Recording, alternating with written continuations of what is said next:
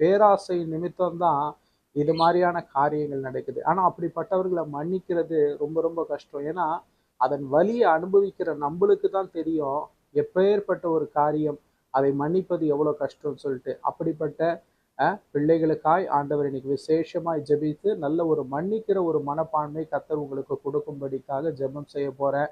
நீங்களும் அதிகாலையில எந்திச்சு இந்த உபவாச நாட்கள்ல கர்த்தரிடத்துல ஆண்டவரே பிறரை மன்னித்து மறக்கும்படிக்கான கிருபை எனக்கு கொடுங்கப்பான்னு நீங்களும் பெற்றுக்கொள்ளணும். ஜெபிக்கலாமா? அன்பின் தேவ பிதாவே, இந்த நேரத்தானுக்காக நன்றி செலுத்துகிறோம்ப்பா. ஆண்டவரே, நீங்க சொன்னீங்களே ராஜா, ஆண்டவரே நீர் எங்கள் குறைகளை எல்லாம் மன்னிப்பது போல ஆண்டவரே எங்களுக்கும் ஆண்டவரே பிறர் குறைகளை மன்னிக்க கிருபை தாங்கப்பா. நாங்க மற்றவர்களுடைய குறைகளை மன்னித்தாதான் ஆண்டவரே நீர் எங்களுடைய குறைகளை எல்லாம் ஆண்டவரே மன்னித்து மறக்க முடியும் ராஜா.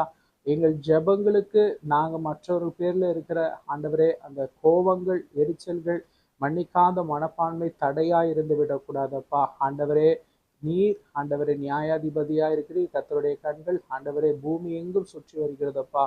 ஆகையாலே கர்த்தர் நீர் அறிந்திருக்கிறீர் அப்பா. எல்லா நியாயமும் ஆண்டவரே கர்த்தர் நீர் அறிந்திருக்கிறீர். ஆண்டவரே சாந்த குணம் உள்ளவர்களை கர்த்தர் உயர்த்துவார், சாந்த குணம் உள்ளவர்களை கர்த்தர் ரட்சிப்பினால் அலங்கரிப்பார் என்று சொல்லுகிறபடி ஆண்டவரை கர்த்தர் தாமே ஒரு நல்ல மன்னிக்கிற மனப்பான்மை எங்களுக்கு கொடுங்க ராஜா. பிறரை மன்னித்து மறக்கும்படிக்கான ஒரு ஆவிக்குள்ள ஒரு பலனையும் கிருபையும் எங்களுக்கு கொடுத்து ஆண்டவரே அவரை மறக்க கிருபை செய்யும்.